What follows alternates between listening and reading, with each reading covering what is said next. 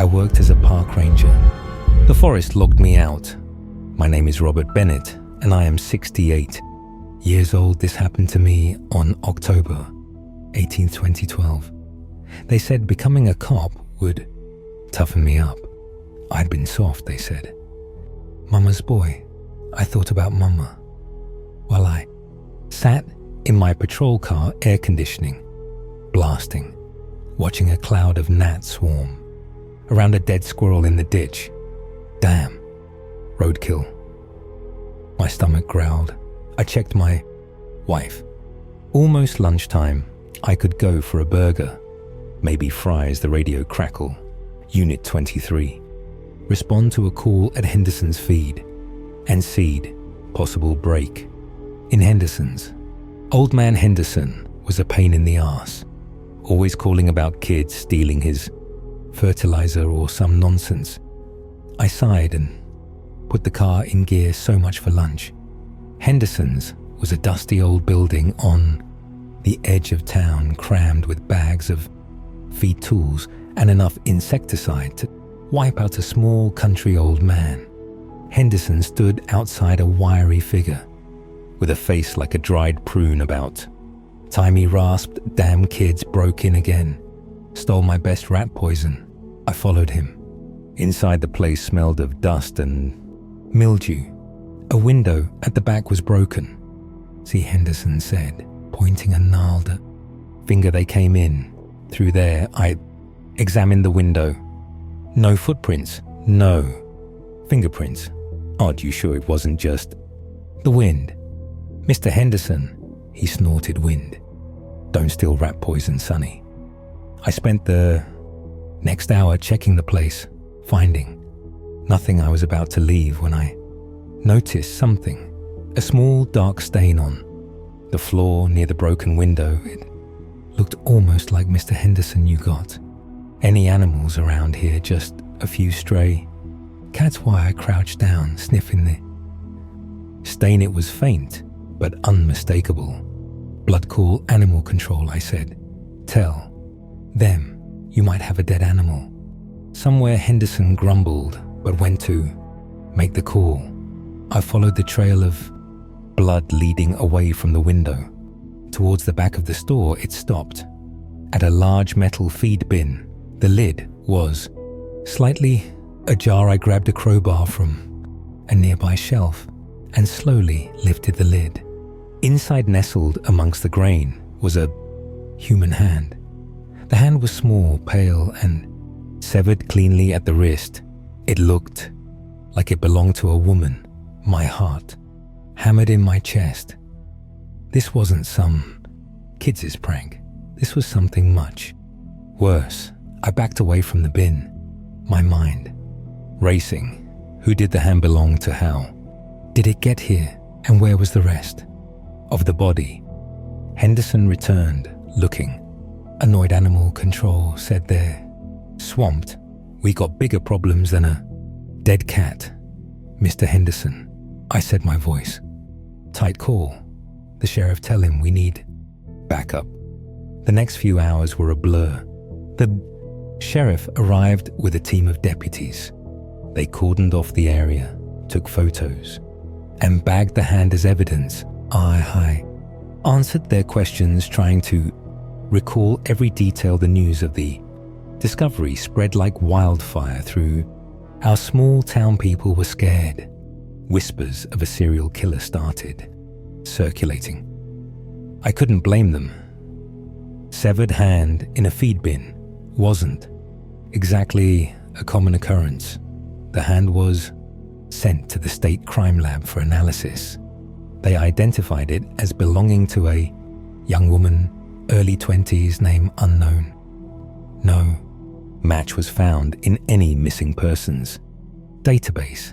It was like she'd appeared out of thin air, only to disappear just as quickly. Days turned into weeks. The investigation stalled. We had no leads, no suspects, nothing. The town remained on edge, the fear palpable. I couldn't sleep. The image of that pale hand lying amongst the grain haunted my dreams. One night, I was working the late shift, patrolling the quiet streets. The radio was silent. The only sound, the hum of the engine and the occasional chirp of crickets.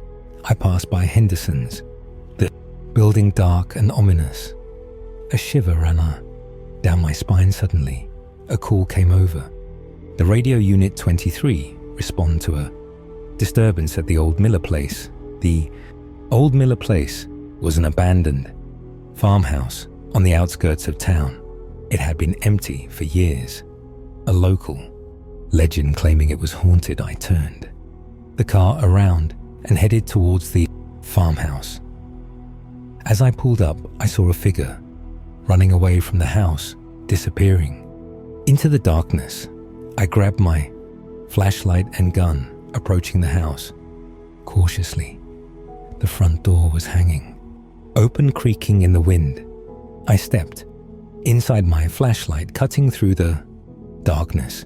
The air was thick with dust and the smell of decay. I moved slowly, checking each room in the kitchen. I found it a woman lying on the floor, her eyes wide with terror. Her throat was slashed, blood pooling around her body. She was dead. I knelt beside her, checking for a pulse, though I knew it was futile. She was young, maybe in her early 20s, same age as the hand we found, a cold feeling settled in my gut. This was the work of the same person. I was sure of it. But who and why?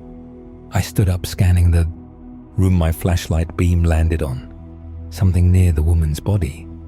It was a small metal object. I picked it up. It was a rat poison container, the same brand that Henderson had reported stolen the day and sudden noise made me whirl around. I aimed my flashlight towards the sound. There, standing in the doorway, was a figure. It was tall and thin, with long, dark hair that obscured its face. It wore a tattered black coat, its arms hanging limply at its sides. I raised my gun, my finger tightening on the trigger. "Don't move," I yelled. The figure didn't respond.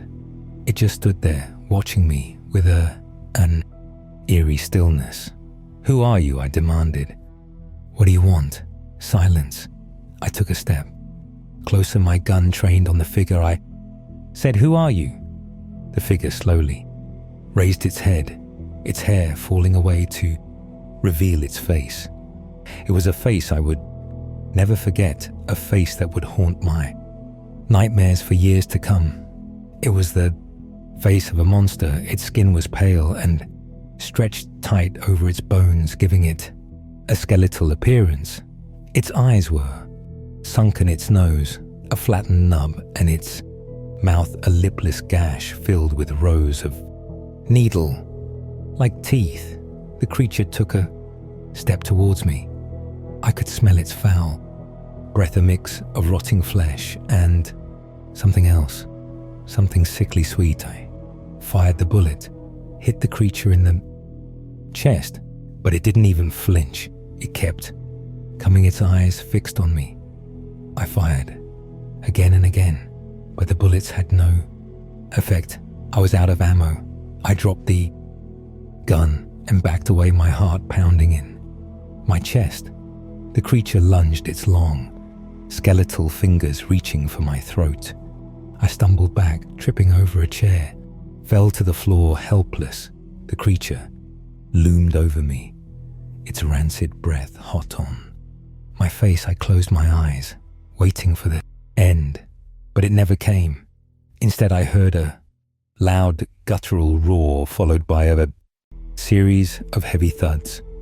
I opened my eyes to see the creature backing away, its attention diverted. Standing in the doorway was Sheriff Daniels, his shotgun aimed at the creature. He fired the blast, hitting the creature in the shoulder. It roared again, this time in pain, and stumbled back. Daniels fired again, hitting the creature in the leg. It fell to the floor, writhing in agony. "Get out of here," Bennett Daniels yelled. "I got this." I scrambled to my feet and ran out of the house.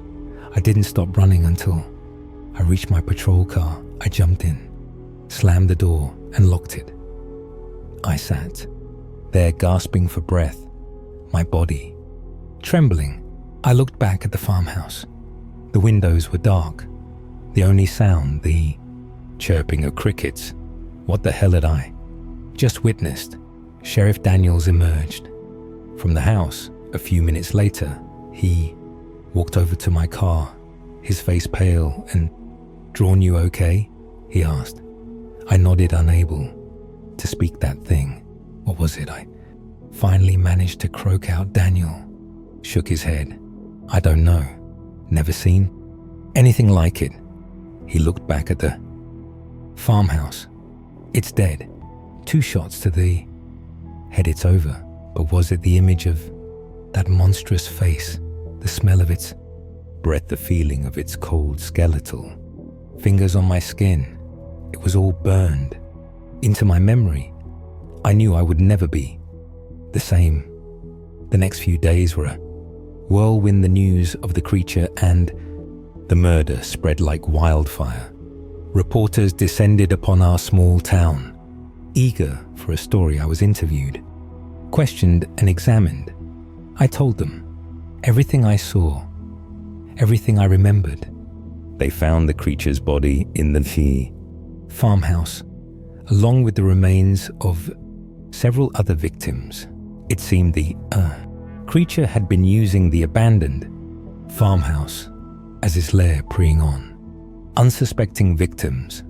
The investigation revealed that the creature was not human. It was something else, something not of this world. The scientists and experts were baffled. They had never encountered anything like it before. They couldn't explain where it came from or how it got here. They couldn't even give it a name. But the people of our town, they had a name for it. They called it the Skin Walker. They said it was a creature from Native American legend, a shapeshifter that could take on the form of any animal.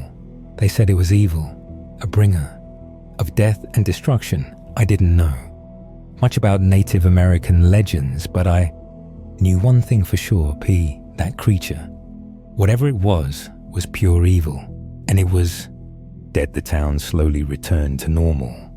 People started to feel safe again. The fear subsided, replaced by a sense of relief. But for me, the nightmare wasn't over. I still saw that face in my dreams. I still felt the cold touch of its fingers on my skin. I left the police force a few months later. I couldn't take it anymore. I needed to get away, to start over. I moved to a different state, different town. I tried to forget what happened, but I knew I never would. I still think about the victims, the women who lost their lives to that monster. I think about the hand in the feed bin, the woman in the farmhouse. I think about their families, their friends, the lives that were shattered. And I think about the creature, the Skinwalker. I wonder where it came from, what it was, why it did what it did. I'll never know the answers. But one thing I do know, the world is a darker, more dangerous place than I ever imagined. And there are things out there lurking in the shadows that we can't even begin to understand. Years have passed since that fateful night, but the memories remain as vivid as ever. I've tried to move on to build a new life, but the shadows of the past still cling to me.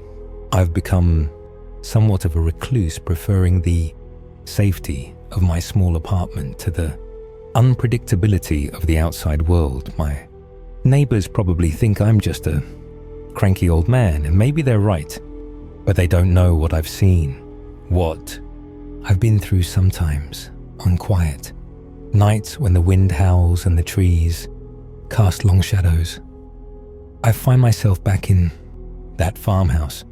I can smell the musty air, feel the cold dread creeping up my spine.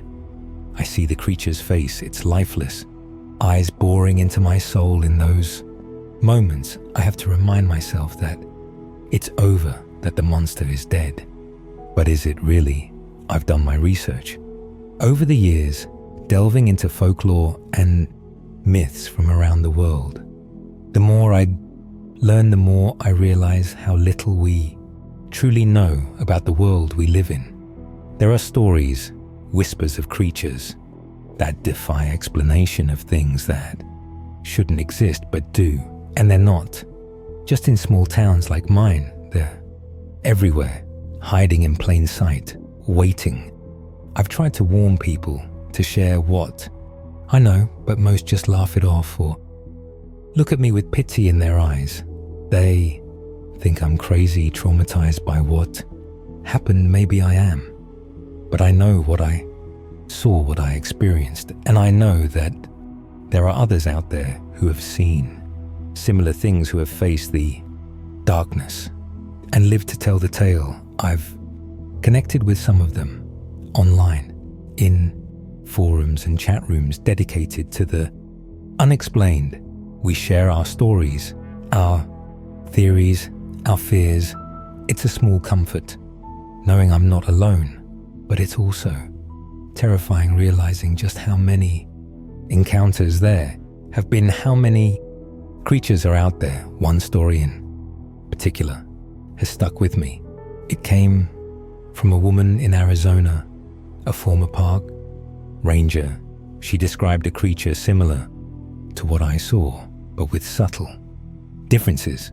It was taller, she said, with elongated limbs and a face that seemed to shift and change as you looked at it. She encountered it deep in the desert, in an area known for strange disappearances. Her description sent chills down my spine. Could it be the same creature, or was there more than one? The thought keeps me up at night, wondering if what we faced in that small town was just the tip of the iceberg. How many more are out there, and what do they want?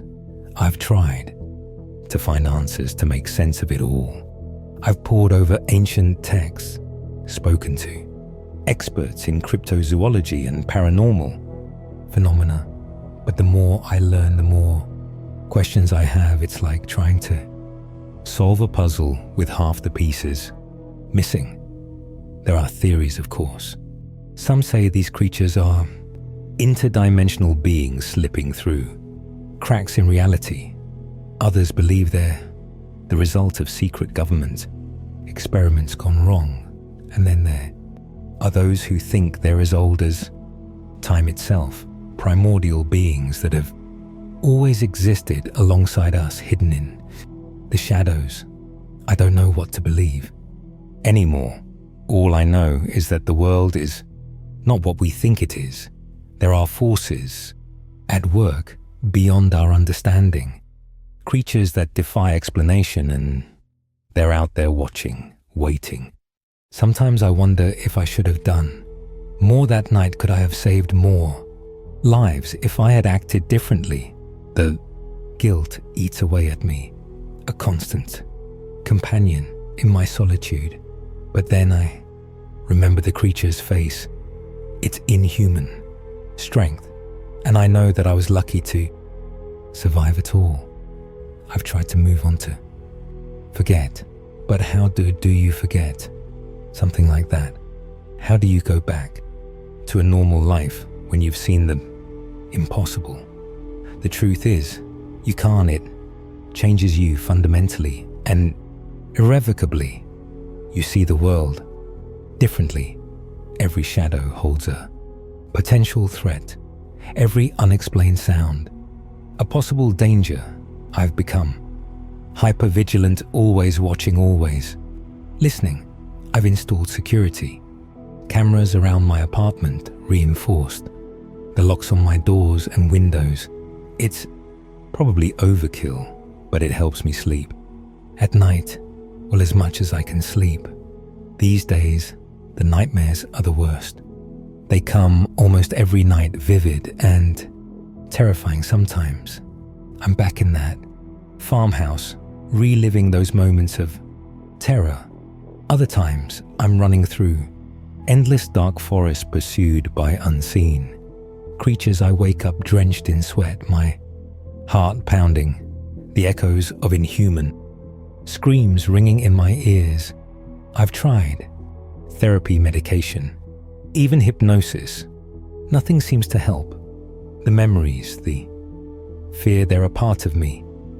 Now I've learned to live with them, but it's not easy. Some days are better than others. On the good days, I can almost pretend that everything is normal. I go for walks in the park, chat with the cashier at the local grocery store, watch mindless TV shows. But even then, there's always a part of me on alert, watching, waiting. On the bad days, I can barely bring myself to leave my apartment. The outside world feels too big, too dangerous. I spend hours poring over my research, trying to find some new piece of information that might help me make sense of it all, but the answers remain elusive. I often think about the other victims, the ones who didn't survive, the woman in the farmhouse, the owner of the severed hand. Who were they? Did they have families, loved ones who are still searching for answers? I've tried to find out, but the information is scary. It's like they've been erased, their stories lost in the shadows. Sometimes I wonder if I should have gone public with what I know, but who would believe me? And even if they did, what good would it do? Would it bring back the dead? Would it erase the nightmares? Or would it just create more fear, more panic? No, I've decided it's better to keep what I know to myself, to carry this burden alone. Well, not entirely alone. There are others out there, like the woman from Arizona, who have seen things, who understand. We form a sort of support group, sharing our experiences, our fears, our theories. It helps knowing I'm not crazy, that I'm not the only one who's faced the darkness and lived to tell the tale. But even with this support, the weight of what I've seen never truly leaves me. It's there in every decision I make, every interaction. I find myself studying people's faces, looking for signs of something inhuman lurking beneath the surface. It's exhausting, but I can't help it. Once you've seen behind the veil, there's no going back. I've tried to find purpose in my experiences. I've started writing down everything I remember, everything I've learned. It's not for publication. God knows what kind of attention that might attract, but as a record, a warning perhaps for future generations. Or maybe it's just for me a way to exercise my demons by putting them down on paper. The right helps in a way. It allows me to distance myself from the memories, to view them as a story rather than a lived experience, but it also forces me to confront details I've tried to forget, to relive moments of terror I'd rather leave buried. One memory in particular haunts me more than the others. It's not the creature's face or the moment I thought I was going to die. It's something that happened after, something I've never told anyone, not even my fellow survivor. It was a few days after the incident at the farmhouse. I was still on the force then, though I was on leave, pending a psychological evaluation. I couldn't sleep, so I decided to take a drive, clear my head without really thinking about it. I found myself heading towards the old Miller place. The farmhouse was dark, abandoned once again. Now that the investigation was over, yellow police tape fluttered in the breeze, a stark reminder of what had happened there. I sat in my car staring at the building, my mind replaying the events of that night. That's when I saw it. a flicker of movement in one of the upstairs windows. Just for a second, but unmistakable. A face pale and gaunt, peering out at me. I blinked and it was gone. I told myself it was just my imagination, my mind playing tricks on me, but deep down I knew better. I never reported what I saw that night, as I told myself it was because I didn't want to seem unstable to jeopardize my career. But the truth is, I was scared of what it might mean, scared of having to face that horror again now. Years later, I often wonder about that face in the window. Was it really the creature, somehow still alive? Or was it something else entirely, some other horror we hadn't even begun to understand? The questions haunt me, keeping me awake on long dark nights. I've been back to that town a few times over the years, always telling myself it's to visit old friends or pay my respects to the victims, but I know the real reason I'm drawn there, like a moth to a flame searching for answers. I'm not sure I want to find the town has changed. New businesses have opened, old ones have closed. The people seem happier, more relaxed. The events of that October have faded into local legend, a story to scare kids around campfires. But for those of us who were there, who saw what we saw, the scars remain. On my last visit, I drove past the old Miller place. The farmhouse is gone, now torn down to make way for a new housing development. Part of me is relieved, at least now no one else will fall victim to whatever evil resided there. But another part of me feels like we've lost something important, like we've covered up evidence of a truth the world needs to know. As I get older, I find myself thinking more and more about what it all means. Why did this happen? Why our town? Why me? I don't have any answers, but I have theories. Maybe these creatures, these skinwalkers, or whatever they are, have always been among us. Maybe they're drawn to certain places, certain people, or maybe it's all random, a cosmic roll of the dice that happened to come up snake eyes for our little corner of the world. Whatever the reason, I know now that the world is a far stranger and more dangerous place than most people realize. There are things out there that defy explanation, that challenge everything we think we know about reality, and they're not going away. Don't know what the future holds. Will there be more encounters, more sightings?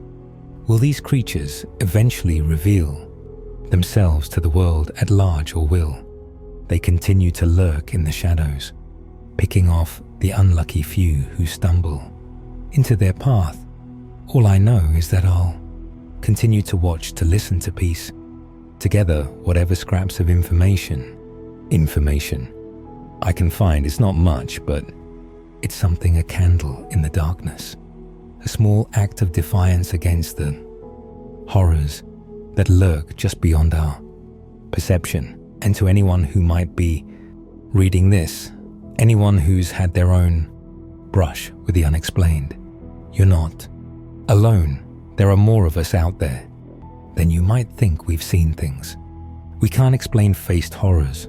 We can't understand, but we've survived. We carry the knowledge, the burden, the scars, and we keep going day by day, holding the line against the darkness, because in the end, that's all we can do. We can't unsee what we've seen. We can't unknow what we know, but we can stand firm. We can remember, and we can be ready for whatever might come crawling out of the shadows next. As for me, I'll keep writing, keep searching, keep remembering, because someone has to know the truth, to bear witness to the things that lurk in the dark corners of our world. It's not an easy burden to bear, but it's mine. And in some strange way, I've come to accept it. So if you're out there, if you're reading this, and if you've seen something impossible, something terrifying, know that you're not crazy. Know that there are others like you, and know that while the night may be dark and full of terrors, you're not facing it alone. Stay vigilant, stay strong, and whatever you do, don't follow the voices in the night. They just might lead you somewhere you can't come back from. My name is Charles Murphy, and I'm 75 years old. This happened to me on June 14th, 2008. I've been a cop in this town for more than 2 decades, and I've seen my fair share of weird stuff, but nothing quite like this. Our town isn't exactly a bustling metropolis. It's the kind of place where everyone knows your name and your business, whether you like it or not. The biggest crime we usually deal with is the occasional drunk and disorderly, or some teenagers getting caught with a six-pack they shouldn't have. But on that fateful night, everything changed. The call came in late, just as I was about to end my shift. A woman frantic reported strange noises coming from the old, abandoned khana on the edge of town. The khana had been shut down for years. Rusting hulk on the waterfront, a monument to the town's better days. Grab my partner, a young rookie named Devonte Keaton, fresh out of the academy. Devonte was eager to prove himself, maybe a little too eager. He had that look in his eyes, the one that said he was ready to take down a whole car cartel, single-handedly. I just hoped he wouldn't get us both killed in the process. We arrived at the khana, its broken windows like empty eyes staring out at the dark. Water, the air was thick with the smell of salt and decay. Devonte, flashlight in hand, was practically vibrating with excitement. I, on the other hand, felt a knot forming in my gut. This place had always given me the creeps, even in the daylight. The woman who called it in, a Miss Pearlie Kenwood, was waiting for us.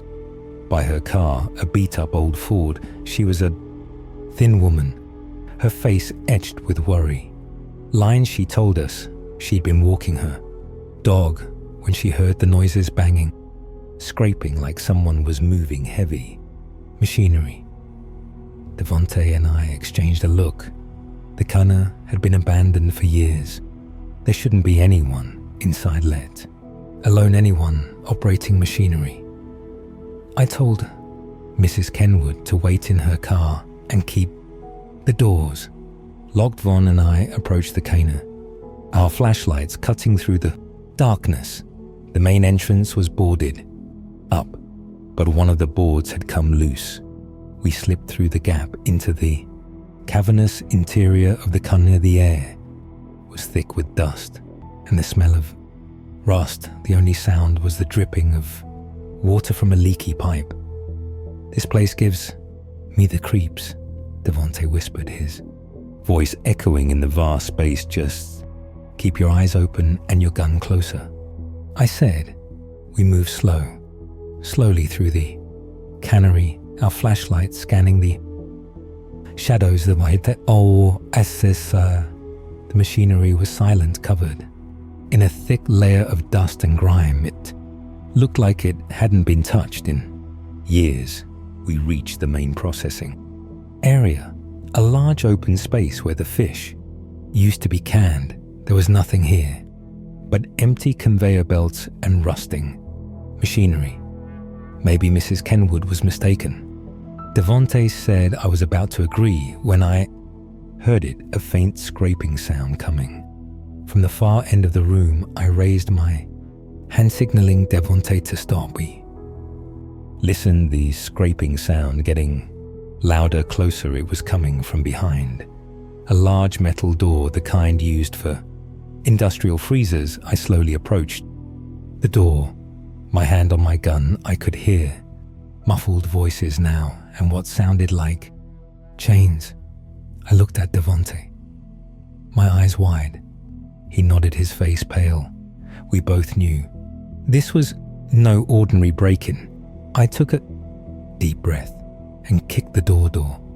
Open. The scene that greeted us was like something out of a nightmare. The freezer was dimly lit, the cold air biting at our skin. In the center of the room, a man was chained to a metal table, his body covered in blood. He was still alive, but barely. His eyes were wide with terror, his mouth open in a silent scream. Standing over him was another man, tall and thin, with greasy hair and a beard that hadn't been trimmed in weeks. He was wearing a dirty apron stained with blood. In his hand, he held a butcher knife, its blade gleaming in the dim light. He looked up at us, his eyes cold and empty. He didn't say a word. He just smiled, a slow, chilling smile, and raised the knife. "Police," I shouted, drawing my gun. "Drop the knife." The man ignored me. He brought the knife down, plunging it into the chained man's chest. The man on the table let out a strangled cry, his body convulsing. I fired the bullet, hit the man in the shoulder, spinning him around. He stumbled, backdropping the knife. He clutched at his wound, his eyes wide with surprise. I ran to the chained man, but it was too late. He was dead, his eyes staring blankly at the ceiling. We cuffed the man and called for backup. As we waited, I couldn't help but stare at the dead man. On the table, his face was contorted in a mask of pain and terror, his eyes forever frozen in that last moment of horror. Who was he, and who was the man who killed him, and what other horrors were hidden within the walls of this abandoned cannery? Backup arrived, sirens wailing, lights flashing, breaking the stillness of the night. More cops, paramedics, and even the chief, a burly man named Delmare Tret, who looked like he'd rather be anywhere else but here.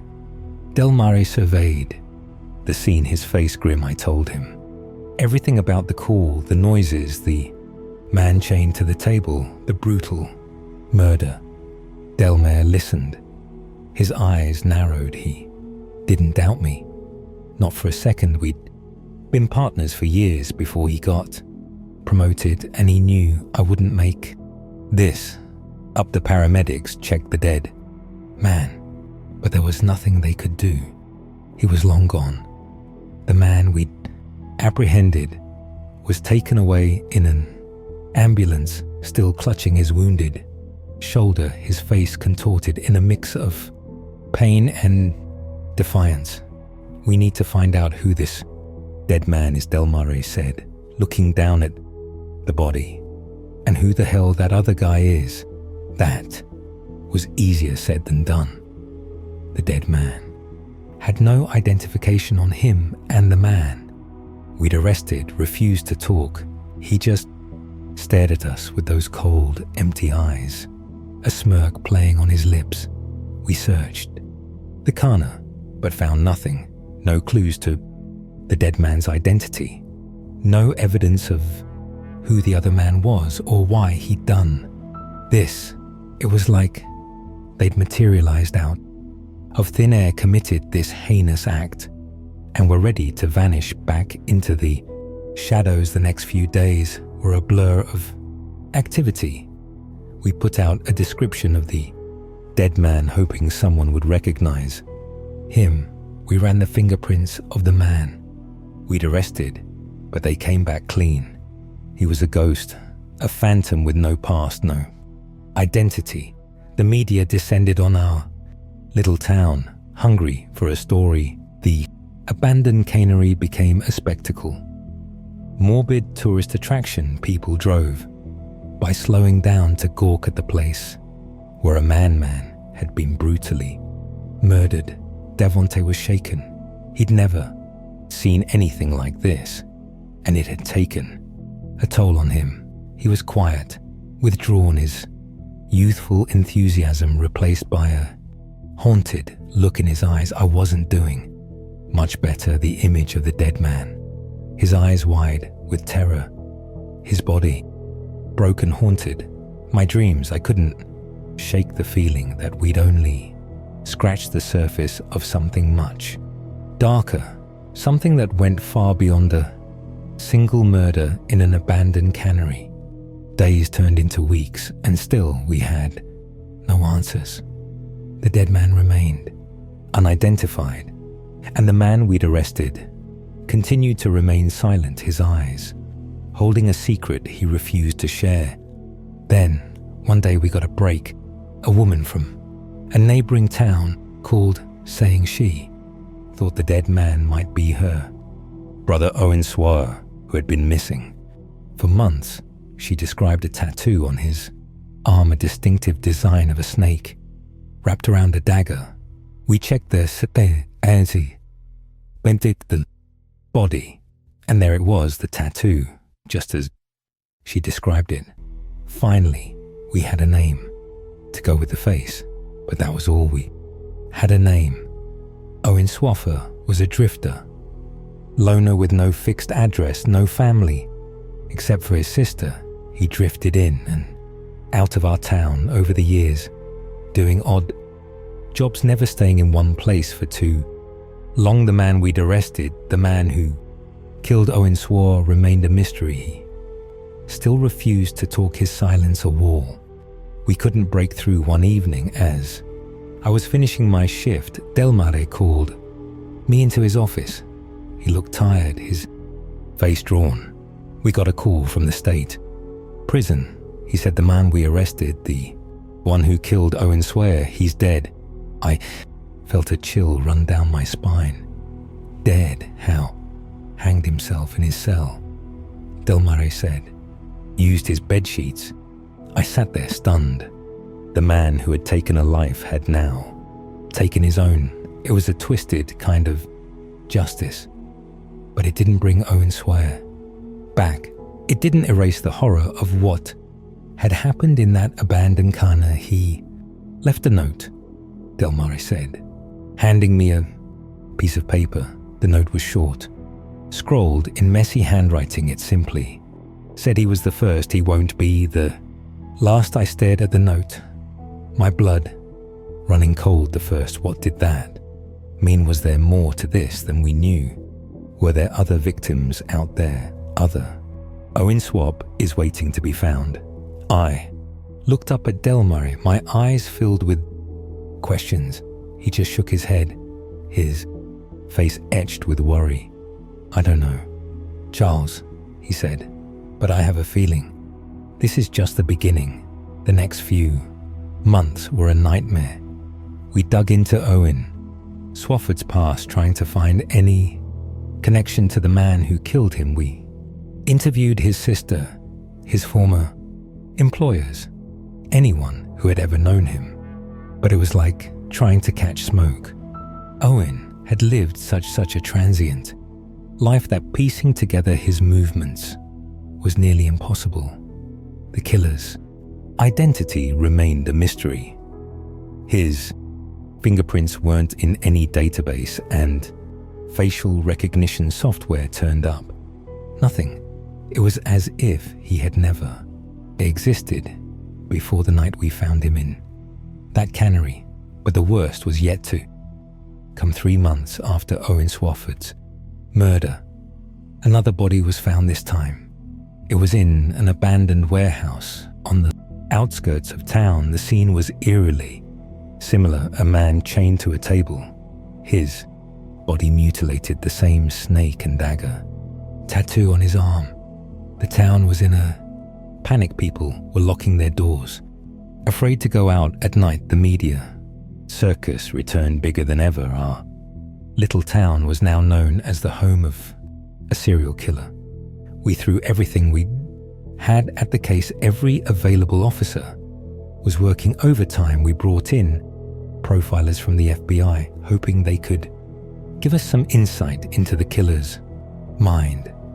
But we were always one step behind. Over the next year, 3 more bodies were found, all men, all drifters, all with the same tattoo. Each crime scene was meticulously clean, devoid of any evidence that could lead us to the killer. It was like he was taunting us, showing us what he could do while remaining completely invisible. The toll on the department was immense. Devonte quit after the 3rd body was found. He couldn't handle the stress, the constant feeling of failure. I couldn't blame him. There were days when I thought about quitting too, but I couldn't let it go. The image of Owen Swaffer chained to that table in the Cana haunted me. I owed it to him and to all the others to find the person responsible. It was Del Mare who finally made the breakthrough. He'd been poring over old case files looking for any similar cases in the past, and he found something 20 years ago. There had been a string of murders in a town about 100 mil away. The victims were all drifters, all found chained to tables in abandoned buildings, and they all had the same tattoo, a snake wrapped around a dagger. The case had gone cold, the killer never found, but there was one crucial difference between those old murders and our current ones. In the old case, there had been a survivor. His name was Frank Holbrook. He'd been found chained to a table in an old factory, badly injured, but alive.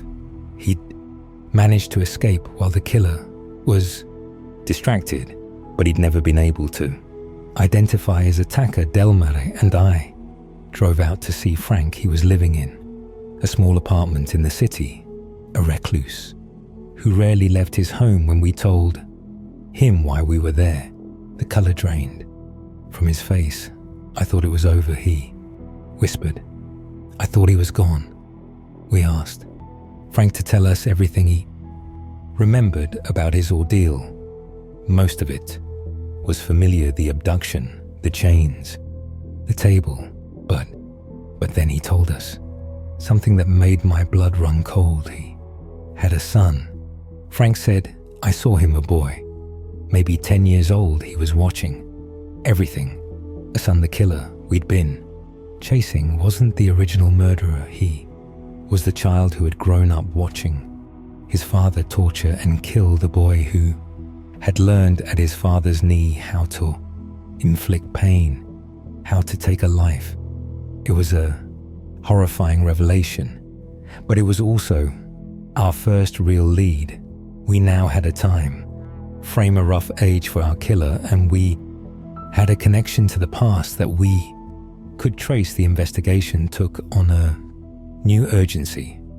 We dug into records from 20 years ago, looking for any families that had suddenly left town around the time the original murder stopped.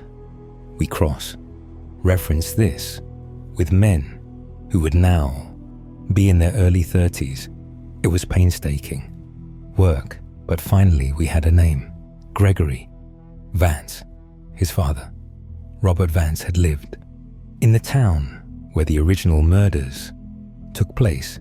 They'd left suddenly with no forwarding address. Just as the killing stopped, we tracked Gregory to a small house on the edge of our town. It was a nondescript place, the kind of house you'd drive past 1,000 times without ever really noticing. But as we approached, weapons drawn, I felt a sense of dread. Unlike anything I'd ever experienced, the house was empty when we entered, but it was clear someone had left in a hurry. There were dishes in the sink, a half-eaten meal on the table, and in the basement, we found our proof. The room was set up just like the scenes we'd found: a metal table with chains, surgical instruments laid out neatly, and on the wall photos, dozens of them showing men with a snake and dagger tattoo. Some we recognized as our victims, others we didn't know, past victims or perhaps future ones. Gregory Vance was gone, but now we knew who we were looking for. We put out an APB, alerted every law enforcement agency in the country. His face was on every news channel, every newspaper for weeks. There was nothing, no sightings, no new victims. It was like he'd vanished into thin air. And then, just as we were starting to think we'd never find him, we got a call. A state trooper had pulled over a car for speeding. The driver matched Gregory's description. By the time we got there, it was over. Gregory had pulled a gun and the trooper had been forced to shoot.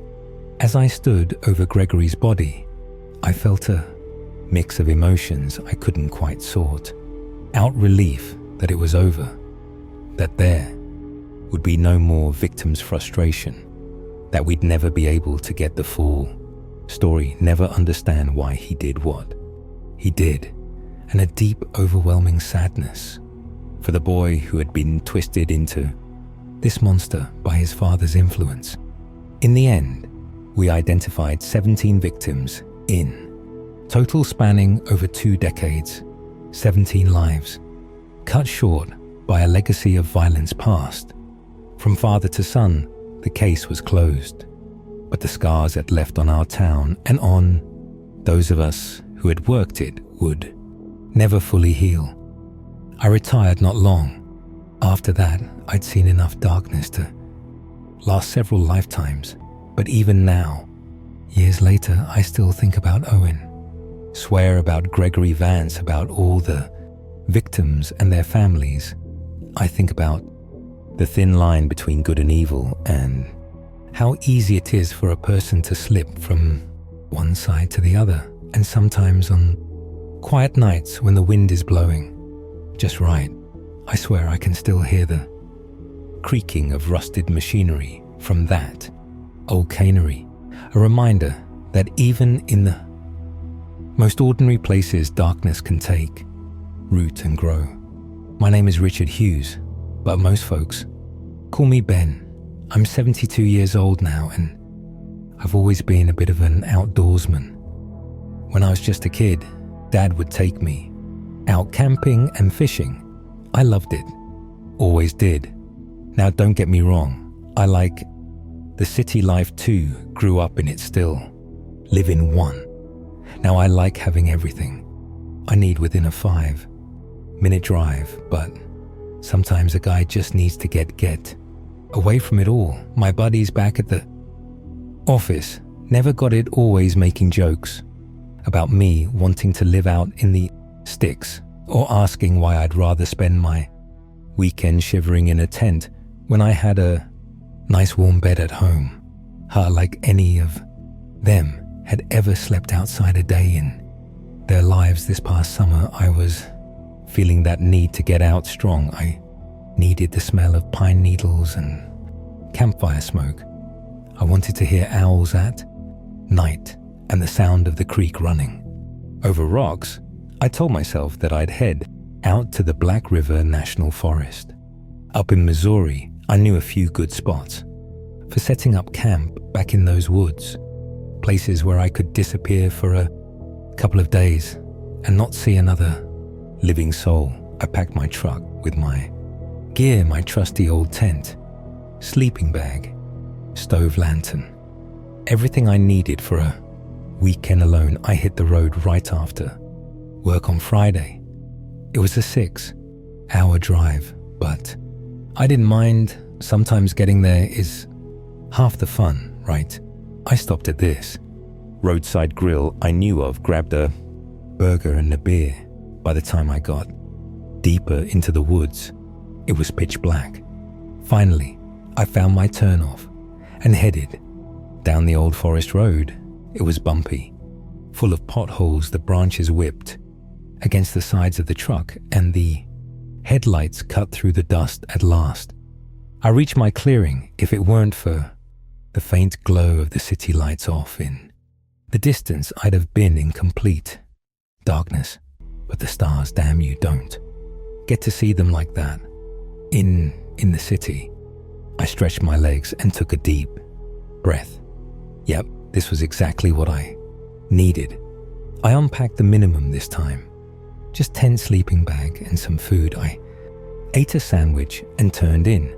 I was beat from the day and figured I'd get a fire crackling in the morning and have some proper grub the next day. That's exactly what I did.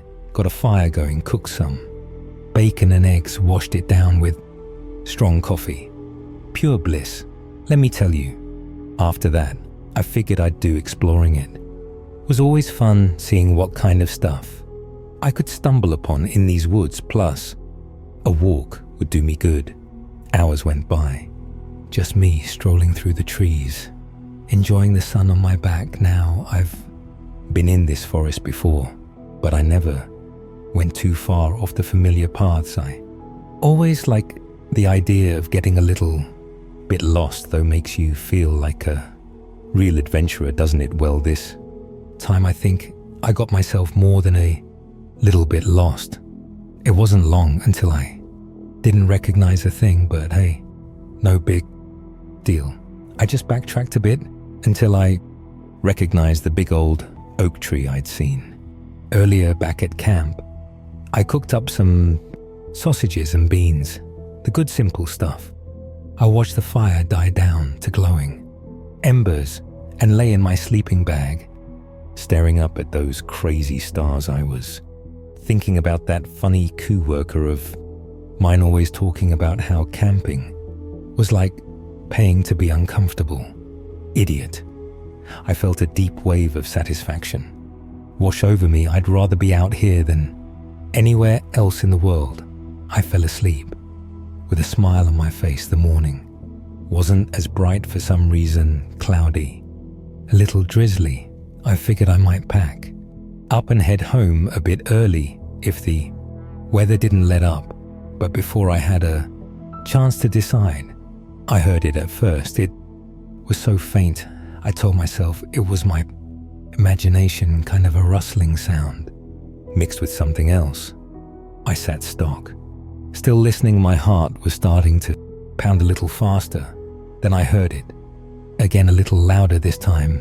It sounded like heavy footsteps snapping, branches underfoot. Whatever it was was big, and it was coming closer. I froze. Adrenaline kicked in. Maybe it was a bear. I had never seen one out here, but you always hear those stories. I grabbed my axe, not exactly ideal for a bear attack, but better than nothing. And then silence. Absolutely nothing. Nothing. It was like whatever had been out there had just vanished into thin air. I tried to calm myself down. It was probably just some deer or a raccoon. It had to be. Right, still, I kept a tight hold on that axe. Later that afternoon, I was doing the washing up when I heard it again, this time closer, and definitely no deer. It sounded like, God, how do I even describe? It was bipedal, I know that much, and huge. Every step it took sounded like it would shake the ground. And then there was a grunt, a deep guttural thing. It sent chills down my spine. My first thought was, get the hell out of here. I could be gone in 15 minutes, back to the city, safe and sound before this thing even knew where I was. But the other part of me, the stubborn part, whispered, stay and see what it is. I knew it was stupid. It was reckless, but damn it, curiosity is one hell of a drug. I decided, Ed, I would stay just for a bit longer, just to see. I was ready, though, axe in hand, my senses prickling. My heart was racing, like it was trying to jump out of my chest. I saw it later that day. It was moving along the tree line, and for a moment the sun shone through a gap in the branches. Now, my dad taught me a thing or two about hunting, so I've seen my fair share of animals. But what I saw in the woods, damn, I don't have a word for it. It was huge, 8, up tall, maybe more, covered head to toe. In a matted brownish fur, it had a long, flat face, longer arms than any animal I'd ever seen. But what got to me the most were the hands. They weren't paws. And they weren't human, but they were. Something like both with long, gnarled fingers. It loped along on its 2 legs, swinging its arms as it moved. I held my breath, watched it disappear deeper into the trees. It was gone as quickly as it had appeared after that. The rain came down hard. I figured it was a good sign to pack up and go. I didn't break any speed records. Let me tell you, every cracking twig, every sudden noise had me whirling around looking for it. It was following me. At first, I could tell. I kept catching glimpses of movement out of the corner of my eye, just at the edge of the woods. I was nearly back at my truck when I finally saw it again, just standing there among the trees, still as a statue. Its eyes, I didn't want to think about those, but it was staring right at me. It wasn't threatening, more like it was observing, like I was its science experiment. Now, I'm no coward, but I admit it, I was getting scared. It wasn't until I threw a good-sized rock in its direction that it finally took off, just vanished into the trees like the first time I threw my stuff in the truck and got the hell out of there. I didn't stop until I hit that burger joint again. I ordered a double cheeseburger, fries, and the biggest chocolate shake they had. I guess the city boy and me needed a taste of civilization. After all that I drove home in a daze, my mind replaying what I'd seen over and over. When I finally got back to my apartment, I felt a strange mix of relief and unease. The familiar surroundings of my home should have been comforting, but they felt somehow alien after my experience in the woods. That night I couldn't sleep. Every time I closed my eyes, I saw that creature, its strange, almost human-like hands, its piercing gaze. I tossed and turned, half convinced I could hear those heavy footsteps outside my window. The next day at work, I was a mess. My colleagues noticed. Of course, they joked that maybe I'd had too much fresh air, that city life had made me soft. If only they knew. I couldn't bring myself to tell them what I'd seen. Who would believe me? Hell, I wasn't sure I believed myself. Over the next few weeks, I tried to put the incident behind me. I threw myself into work, stayed late at the office, anything to keep my mind occupied. But at night, when the city quieted down, the memories would come flooding back. I started researching, spending hours online looking for any similar accounts. I found stories of Bigfoot sightings, of course, but none of them quite matched what I'd seen. This thing, whatever it was, it wasn't just some hairy humanoid. There was an intelligence in its eyes, a purposefulness to its movements that set it apart. I considered reaching out to local wildlife authorities, but what would I say? That I'd seen some sort of monster in the woods? They'd laugh me out of their office, and a part of me apart. I didn't quite understand. Wanted to keep this experience to myself. As time passed, the intensity of the memory began to fade. I started sleeping better, stopped jumping at every little noise outside my window, but I couldn't shake the feeling that my world had fundamentally changed. The line between what I thought was possible and impossible had blurred. I found myself looking at the world differently. Every time I passed a wooded area, I'd scan the tree line, half expecting to see that creature watching me. When I walked through the city park, I'd imagine what it would be like if that thing suddenly appeared among the joggers and dog walkers. The thought both terrified and fascinated me. My friends started to notice a change in me. I became more introspective, more prone to long silences. When they'd invite me out for drinks or to watch the game, I'd often decline, preferring to stay home with my thoughts and my research. One night, about 6 months after my encounter, I had a vivid dream. I was back in those woods, but this time I wasn't afraid. The creature was there, standing just at the edge of my campsite.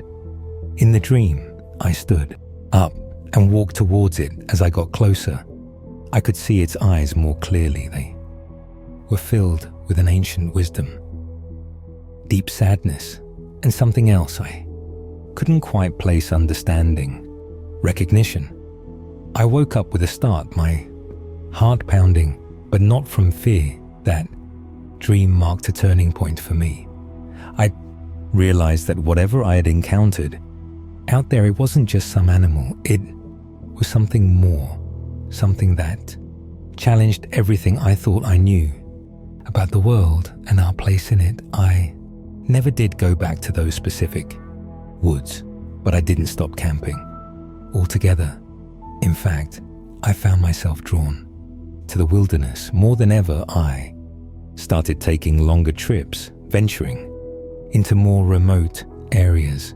Part of me hoped to catch another glimpse of that creature or something like it. Another part of me was terrified of that very possibility. My co-workers still poke fun at my outdoor adventures, and I don't blame them. If I told them the real reason behind my newfound passion for exploration, they'd think I'd lost my mind. So I play along, laugh at their jokes about me turning into a mountain man. But sometimes when it's real late at night and I see shadows moving outside my window, I wonder about what else might be out there hiding just beyond the edges of our understanding. I wonder about that creature, if it's still roaming those woods, if it remembers me the way I remember it, and I wonder if, given the chance, would I want to see it again. The answer changes depending on the day, on my mood, on how secure I'm feeling in my understanding of the world. But deep down, I know the truth, despite the fear, despite the way it shook my world to its core. A part of me hopes that someday, how our paths will cross again, because once you've glimpsed something like that, once you've stood face to face with the unknown, how can you ever go back to seeing the world the same way? How can you not want more? So here I am, 72 years old, still venturing out into the wilderness whenever I can. My friends think I'm chasing my youth, trying to recapture some long gone sense of adventure. But the truth is, I'm chasing something else entirely, something that most people will go their whole lives without ever knowing exists. And you know what? Even if I never see that creature again, even if that one encounter is all I ever get, it was worth. It opened my eyes to a world of possibilities, to the idea that there's so much more out there than we can ever imagine, and that, my friends, is worth more than all the comfort and security in the world. So the next time you're out in the woods and you hear something moving in the underbrush, something that sounds just a little too big, a little too purposeful to be any animal, remember my story and ask yourself, are you ready to have your world turned upside down? I've lived in these woods all my life. Not the fancy woods you read about in kids' books, nothing like that. These woods have teeth. They have a mind of their own. Some days you walk and the path changes. Under your feet, like the forest itself, is playing games. Other days, the quiet just wraps itself around you thick, enough to choke on. But I know them, these woods. I know their sounds, their smells, their rhythm. My PA, he was a backwoods man too, taught me which leaves you can eat, which ones will strip the skin off your bones if you ain't careful. He'd say, boy, you got to respect the woods. They ain't gonna bow to you. You gotta learn to bow to them. So here I am, 40 years in the belly of the beast. I get by. Okay, I hunt, trap, do a little trading with some folks at the edge of town. Nothing to write home about, but then, well, I ain't much of a letter writer. Anyway, it started happening about 2 weeks ago. I found a deer half-eaten, like something just ripped open its gut and left the rest for the crows. Thought, maybe a bear, though nothing I'd seen around these parts before. Bears, they're territorial. They don't turn up overnight where they ain't been. Then it was rabbits. Then it was my hound dog, Ace. Let me tell you, a man forms a bond with a good hunting dog. You live hand and paw out here to find him. Well, let's just say I ain't slept right since whatever it is. It's big, strong, and it's smart, like it's figuring me out. My traps keep getting tricked, but empty bait gone. One time I swear the trap was turned around, laid open right there in the path, like it was laughing at me. I took to sleeping by Shift's gun by my side, even while I dozed. I don't doze so good anymore. It ain't natural. The pressure, like a string pulled taut, just waiting to snap. That's when things got real. I was up late, stoking the fire. It was one of them still nights, not even the crickets making a peep. And then it hit me that wasn't right. Too quiet.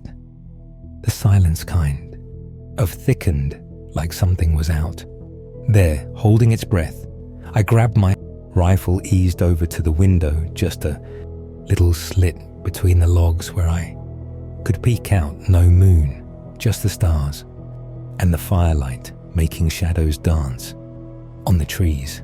But I saw it at the edge of the clearing, taller than a man, not quite a man, mind you, for thick and dark head, misshapen, like a man who'd been smushed and stretched, all wrong, muscle bound too, rippling under that mangy fur, hard to see clear in the darkness.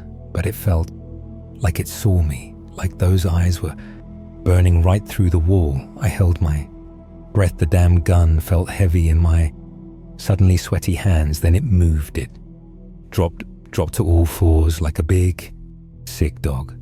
Then it shot off faster than anything I've ever seen, crashing through the underbrush like it weren't even there. I swear the ground shook. I slept with the rifle across my chest that night still. Don't know what it is out there, don't know what it wants, but it's got me spooked. My PA, he told me stories once about things that lived in the dark, heart of the woods, old tales mostly, meant to scare a kid into behaving. I thought, now I ain't so sure. The stillness is the worst part. I got no idea when it might strike again. I leave a lantern by the door, now hoping the light keeps it away. Sometimes on those long nights, I swear I feel it out there, watching, waiting. Heard something the other day, not close, not yet, at least sounded like a scream, but stretched and wrong, like a man, but not echoed off the hill. Sent shivers down my spine. I'm starting to think I ain't alone in these woods no more. Problem is, I might only find out for sure when it's too late. The last few days had been a blur.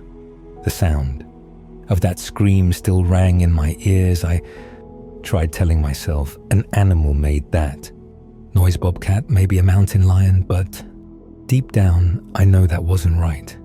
Nothing in these woods sounded like that. And now even the birdsong had gone silent. I decided it was time to move. Can't stay put and wait for whatever it is to come.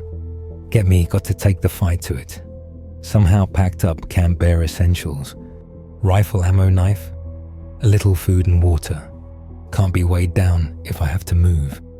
Fast headed into the hills, towards where the scream had come from. Figured that's where it had made its lair. The terrain got rougher. As I climbed, the trees grew thicker, older, their branches twisted and gnarled, reaching out like claws. The air felt heavy, pressing down on me. Every snap of a twig, every rustle of leaves had me spinning around, rifle at the ready. I came across tracks, big tracks, nothing I'd ever seen before. Too big for a bear, shaped all wrong for a mountain. Lion, they led deeper into the woods, up towards the ridgeline. I followed, my heart pounding so loud I was sure whatever made those tracks could hear it. As I climbed, the mist rolled in thick and cold. It clung to everything, turning the world grey, and indistinct shapes loomed out of the fog, only to resolve themselves into trees or rocks. As I got closer, my nerves were shot. Every shadow seemed to move, every sound a potential threat. I found it the next day, a cave, stank of rotting meat and, well, something else. A sharp, musky smell that made my skin crawl. Left my pack at the entrance. Didn't want nothing slowing me down. Took a deep breath. Staying inside, it was dark. I could feel the damp stone, hear the faint echo of water dripping. The stench was stronger in here, nearly overwhelming. I moved slowly, one hand on the wall to guide me, the other clutching my rifle so tight my knuckles ached. I heard movement, a rasping breath right in front of me. Instincts took over. I threw myself back, rifle coming up, fired blind into the darkness. A roar shook the cave, deafening. I scrambled back, hit the cave wall, dropped the rifle, didn't stop to pick it. Up I turned and ran for the entrance, heart pounding, fit to burst out of my chest. Sunlight blinded me. I tripped, hit the ground hard, didn't get up. I lay there, chest heaving, the taste of copper in my mouth, waiting for it to come drag me back into the darkness. When it didn't, I dared to look back. The cave entrance gaped, black and empty. Had I imagined it? All had the isolation played tricks on my mind. But when I stumbled back down, the hill hands scraped raw and bleeding.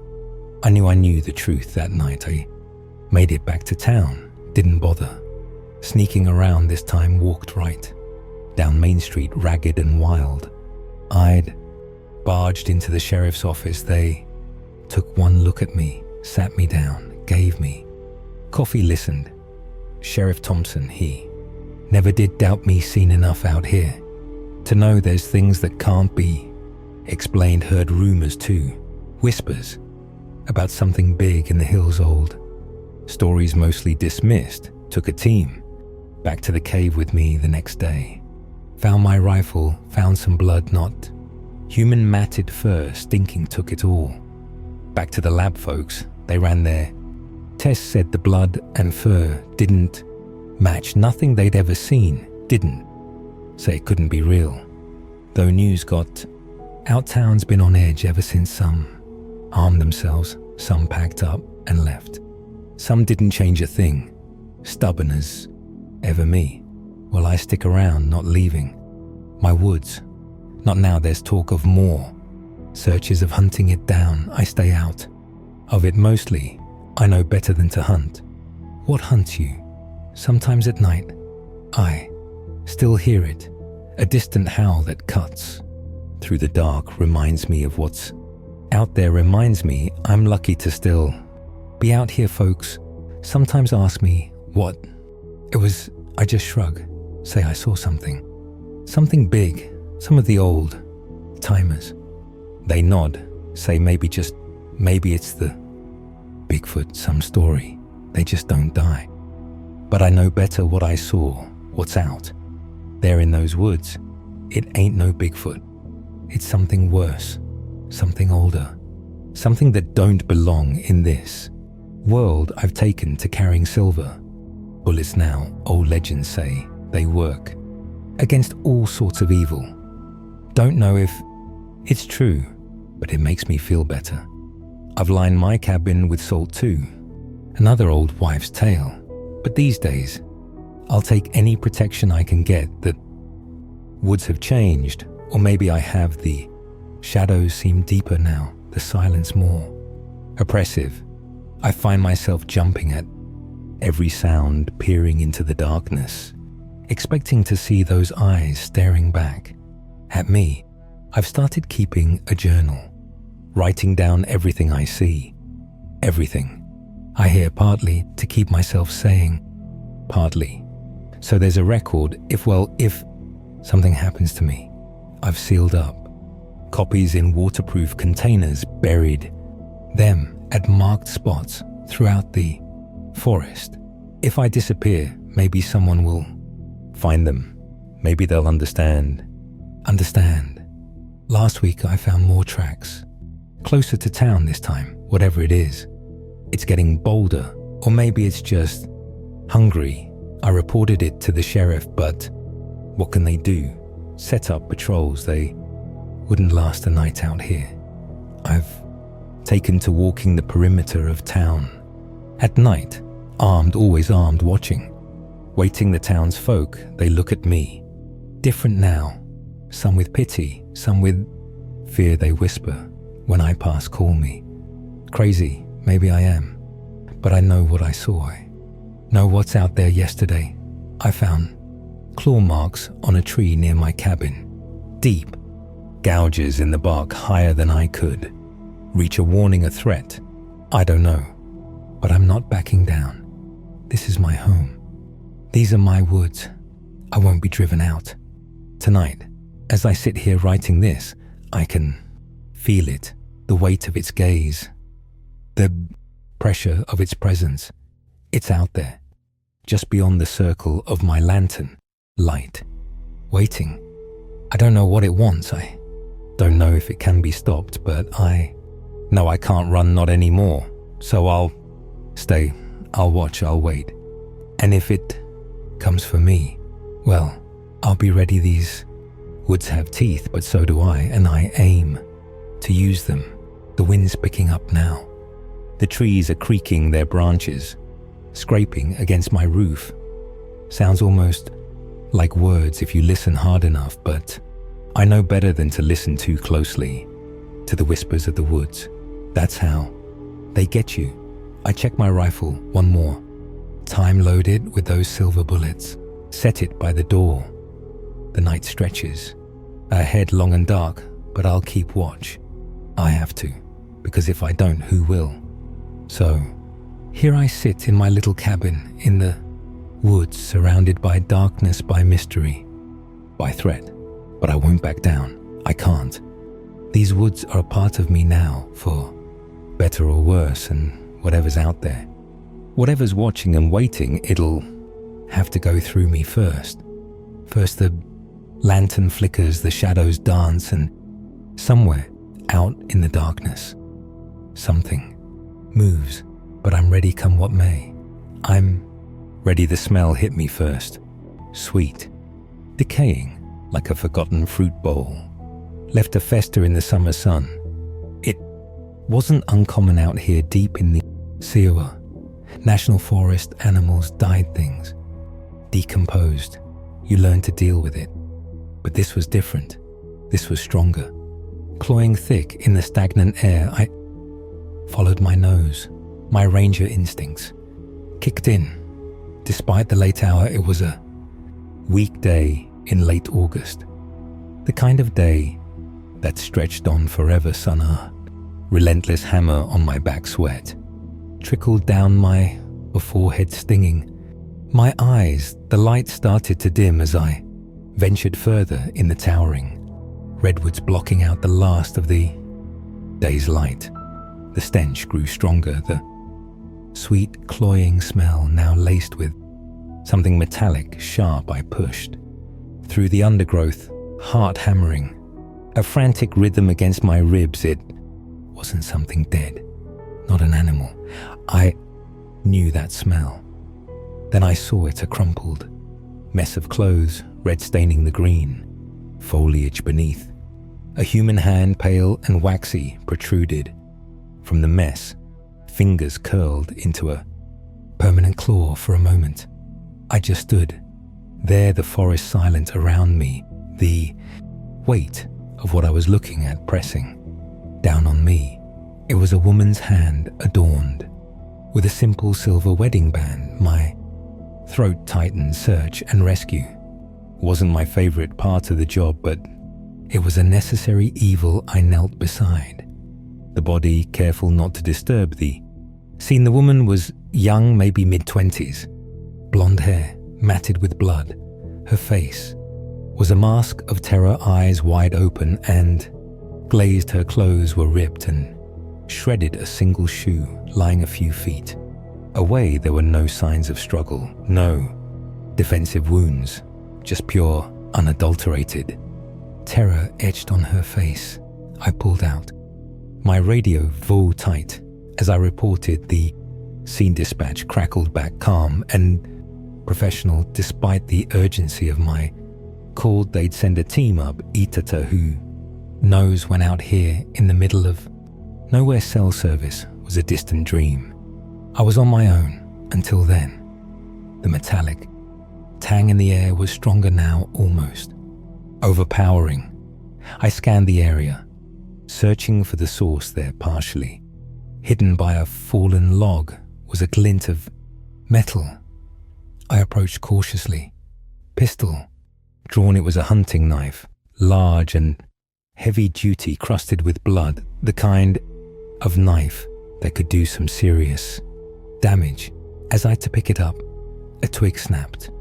Behind me, I spun around, finger tightening on the trigger. There was nothing there, just dense undergrowth, rustling in the evening breeze.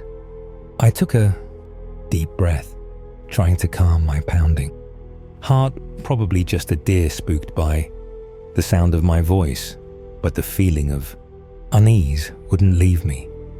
The silence was oppressive, broken only by the occasional chirp of an insect. I holstered the knife and took a tentative step back. Then I heard it, a low growl, guttural and primal, that seemed to vibrate through the very ground. The hair on the back of my neck stood on end. It wasn't human that much. It was clear. It was a sound that sent shivers down my spine, a sound that spoke of something ancient and monstrous.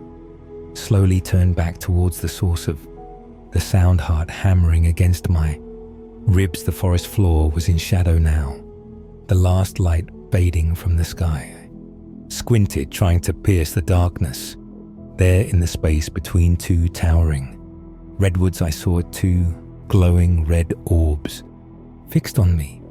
They pulsed with an unnatural light burning into my very soul. The growl came again, closer, this time filled with a bone-chilling hunger. Terror flooded my veins. I didn't know what I was looking at, but I knew one thing: I had to get out of there. I turned and ran crashing through the undergrowth, the sound of the creature's heavy footfalls pounding behind me. I could hear its ragged breaths, smell its fetid stench.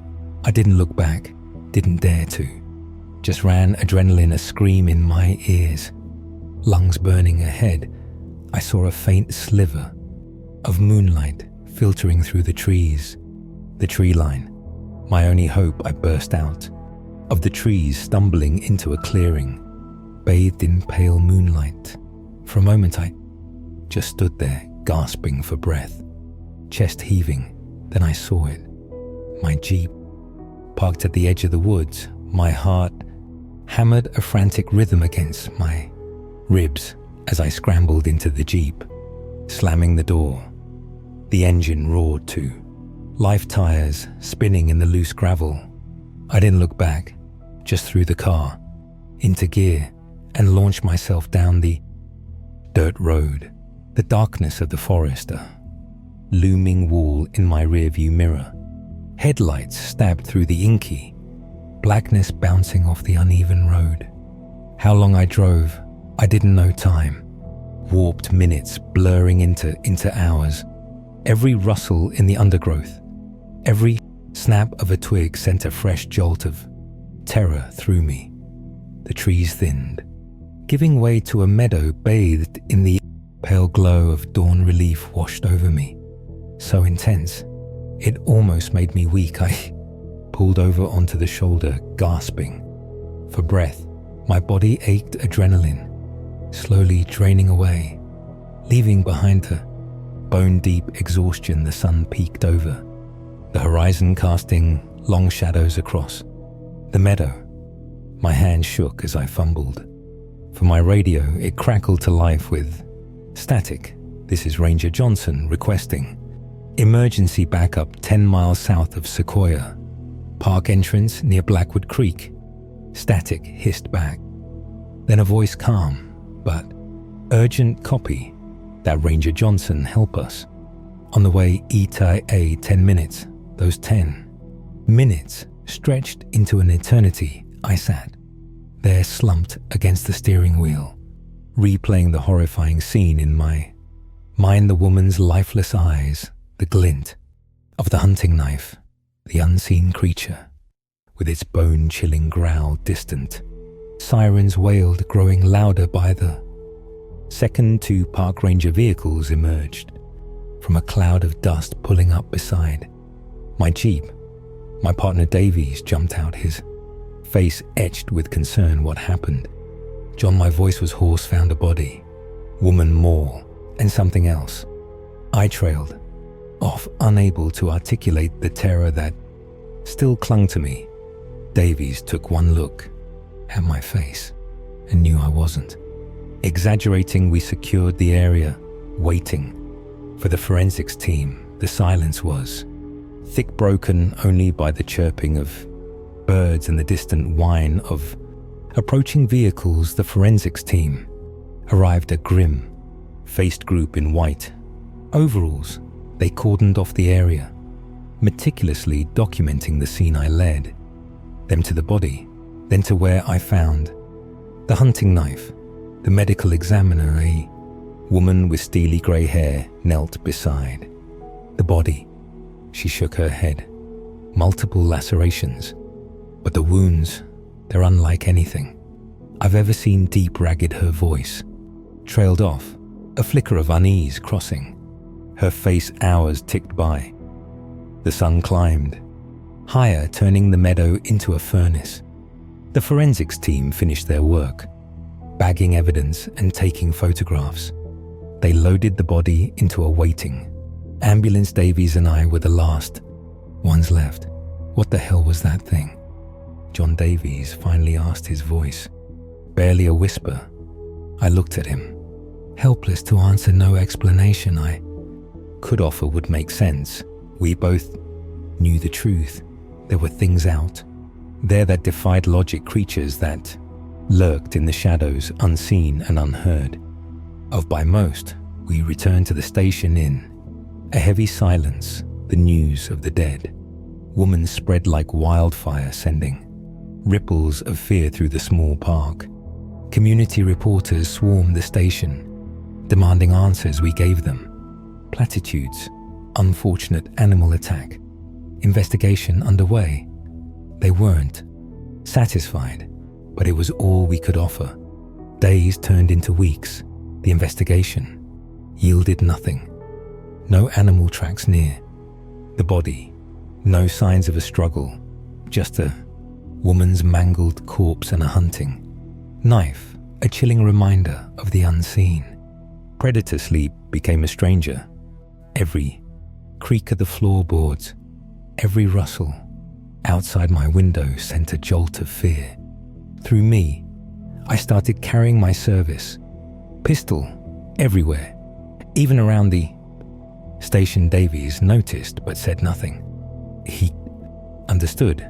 One afternoon, a grizzled old prospector named Earl wandered into the station. He was a local legend, a man who'd spent most of his life roaming the backcountry. He eyed me with a knowing.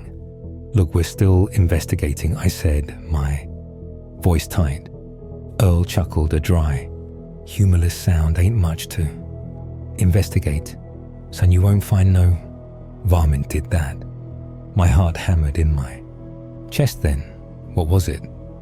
Earl leaned closer, his voice dropping to a conspiratorial whisper. "They call it Nito. Around here, the water spirit lives in the deep pool, some say, comes out at night, preys on the unwary." I stared at him, skepticism wearing with the cold. Dread coiled in my gut. "Water spirit. Sounds like a campfire story," Earl snorted. "Campfire story, son. I've seen things in these woods. You wouldn't believe, things older than time itself." As paused, a flicker of fear crossing his face. "You ever seen a bear walk on two legs?" The memory of a monstrous silhouette glimpsed through the trees flashed in my mind. I swallowed hard. "No, so can't say I have." "There you go, Earl," said a hint of triumph in his voice. "There's more out there than meets the eye, son, more than meets the eye." His words echoed in my head for days. Sleep came in fits and starts, haunted by nightmares of unseen predators and blood-curdling growls Davies noticed, but I brushed it off, claiming exhaustion from the investigation. The forensics report arrived a week later. The medical examiner confirmed the cause of death as multiple lacerations inflicted by a large, sharp object. The report also mentioned a strange residue found on the victim's clothing, a mix of organic and inorganic compounds unlike anything they'd encountered before. It wasn't much, but it was something. I pored over old park records, searching for anything related to a water spirit or unusual animal attacks. There were a few scattered reports dating back decades. Hikers gone missing, strange noises in the night, even a series of blurry photographs allegedly depicting a large serpentine creature in Blackwood Creek. The pictures were blurry, inconclusive at best. Days bled into weeks. The investigation, a frustrating dead end. The fear that had gripped me slowly began to recede, replaced by a dull ache of helplessness. Then one rainy afternoon, frantic call came over the radio. Another hiker missing near Blackwood Creek. My stomach lurched. Davies and I raced to the scene, a familiar knot of dread tightening in my chest. The rain lashed down, turning the forest floor into a muddy mess. Rescue teams fanned out, searching for any sign of the missing. Hiker hours passed. Hope dwindled with each passing minute. Just as we were about to call off the search for the night, Davies stumbled upon something. A glint of metal caught his eye. Half buried in the mud, it was a hunting knife, identical to the one found near the woman's body. Dread washed over me, cold and suffocating. Following a hunch, I led the search party deeper into the woods, towards the heart of Blackwood Creek. The air grew thick and humid, the silence oppressive. We reached a clearing, dominated by a large murky pool. Its surface churned restlessly, a dark, oily sheen clinging to the water. A primal fear, raw and instinctive, gripped me. Something ancient and monstrous lurked beneath that surface. I was sure of it.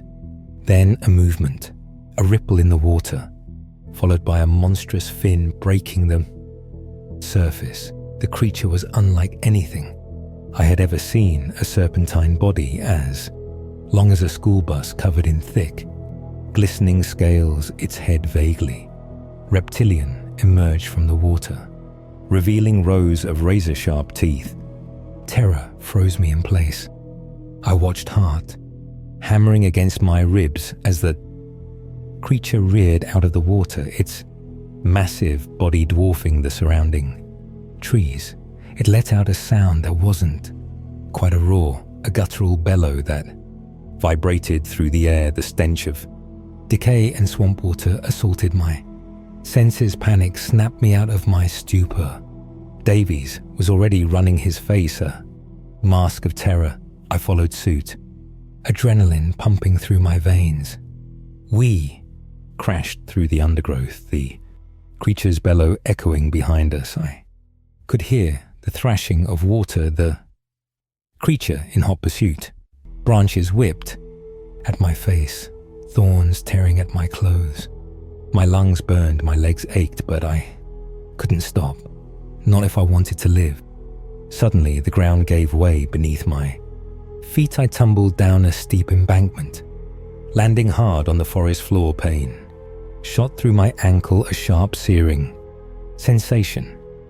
I looked up to see Davies scrambling up the other side of the slope, fear etched on his face.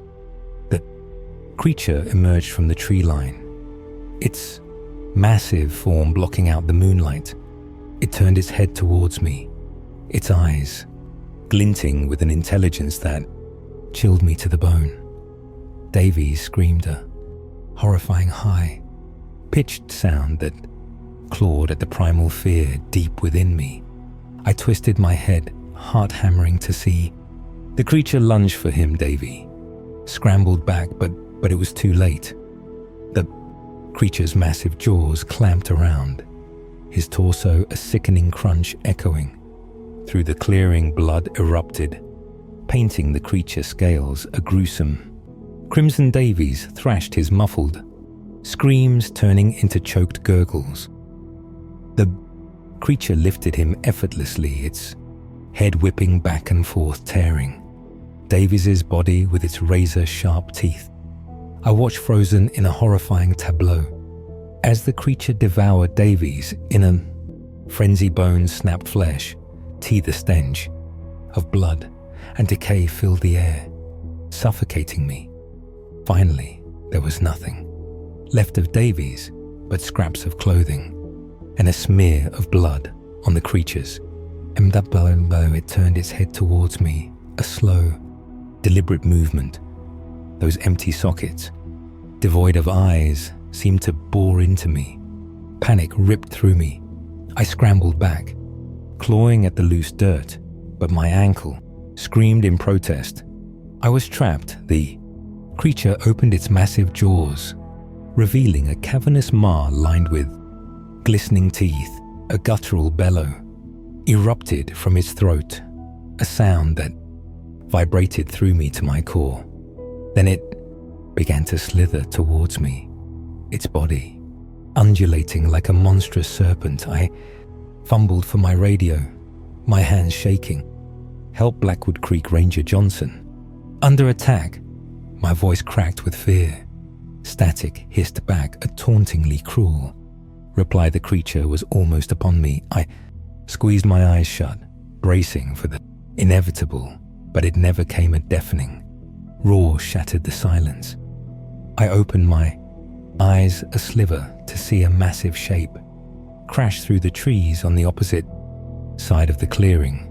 A grizzly bear, its fur matted and bloody, charged towards the creature, a fearsome snarl contorting its face. The creature turned, surprised. For a moment, the two titans faced each other, a tableau of raw power and primal fury. Then, with a roar that shook the very ground, the bear launched itself at the creature. They collided in a whirlwind of claws and teeth. The bear's weight seemed to momentarily stagger the creature, but it quickly recovered. They grappled, a monstrous dance of violence. The ground churned beneath their thrashing bodies. I watched a sliver of hope flickering within me. Maybe the bear could drive the creature away. The fight was brutal. The bear the creature's side with its claws leaving deep furrows in its thick scales. The creature retaliated with snapping jaws, tearing chunks of flesh from the bear's massive shoulders the air grew thick, with the stench of blood and animal musk. The sounds of the fight, roars, growls, and sickening thuds were a terrifying symphony. It seemed to go on forever then. With a final, earth-shaking bellow, the bear shoved the creature back. The creature stumbled momentarily off. Balance seizing the opportunity, the bear lunged its jaws. The bear's jaws clamped around the creature's neck, a massive vice tightening. The creature thrashed, its body writhing in agony. It snapped its jaws at the bear, but it was too late. The bear held on its grip, a relentless. Slowly, the creature struggles weakened, its thrashing subsiding finally with a shudder that went through its entire body. The creature went limp. The bear released its hold, panting heavily. It stood over the lifeless creature for a long moment, then turned and lumbered back into the trees. Silence descended upon the clearing, broken only by my ragged gasp for breath. I stared at the scene before me, my mind struggling to comprehend what I had just witnessed. Slowly, I crawled towards Davies's, remains a cold dread settling in my stomach. There was nothing left to recognize, just a pile of bloody rags, and shattered bone tears welled up in my eyes, blurring my vision. A wave of nausea hit me, and I doubled over, dry heaving. When it passed, I sat there slumped against a tree, the weight of grief and terror pressing down on me. The rangers finally arrived just after sunrise. They found me huddled by Davies's remains, a broken figure. They took me back to the station, a silent shell of the man I once was. In the days that followed,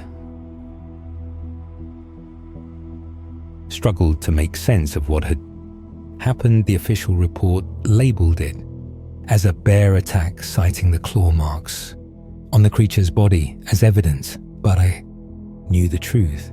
I had seen the impossible with my own eyes. The nightmares came.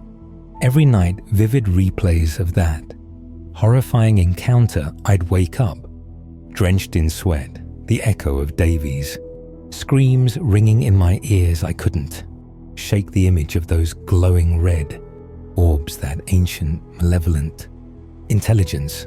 I threw myself into research, digging deeper into the legends Earl had mentioned. I found scattered references to similar creatures in Native American folklore, tales of water spirits that lured unsuspecting victims to their doom, but nothing concrete, nothing that could explain what I had seen. Weeks turned into months. I couldn't bring myself to return to active duty. The forest, once a place of solace and beauty, now held only terror for me. I requested a transfer to a desk job, pushing papers and filing reports. My colleagues whispered behind my back, speculating about what had really happened that night. One evening, as I was leaving the station, I found Earl waiting for me in the parking. Lottie looked older, more haggard than I. "Remembered you saw it, didn't you?" he asked, his voice a hoarse whisper.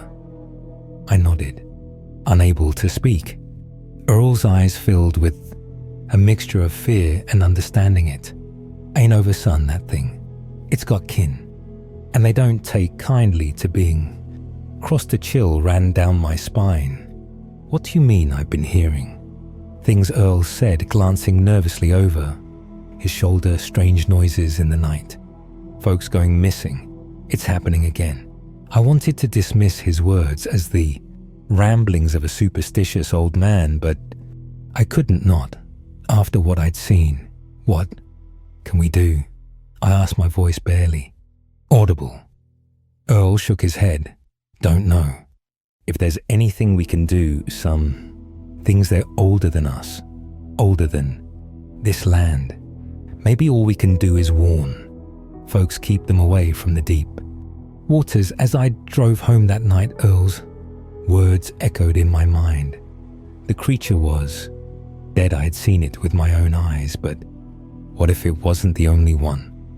What if there were more out there, lurking in the dark waters of the forest? I found myself glancing in the rearview mirror more often than necessary, half expecting to see glowing red eyes following me.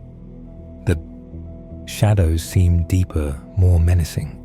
Every rustle in the undergrowth, every snap of a twig sent a jolt of fear through me that night as I lay in bed, unable to sleep. I made a decision. I couldn't run from this. I couldn't pretend it hadn't happened tomorrow. I would go back to the forest and back to Blackwood Creek. I had to know the truth, had to face my fears. As I drifted off into an uneasy sleep, I could have sworn I heard a faint guttural growl in the distance, a sound that spoke of ancient hunger and patient malevolence, a sound that whispered of terrors yet to come. The forest held its secrets, and I was determined to uncover them no matter the cost. But as I stood on the precipice of this dark journey, I couldn't shake the feeling that I was venturing into something far beyond my understanding, something that might very well be the end of me. The creatures of Blackwood Creek were out there waiting in the shadows, and I had a sinking feeling that our encounter was far from over. It was just the beginning of a nightmare that would consume not just me, but perhaps the entire region. As dawn broke, I packed my gear, my hand shaking slightly as I holstered my gun. Whatever lay ahead, I knew one thing for certain: the horrors I had witnessed in those woods would pale in comparison to what was coming. The true test of survival was just beginning.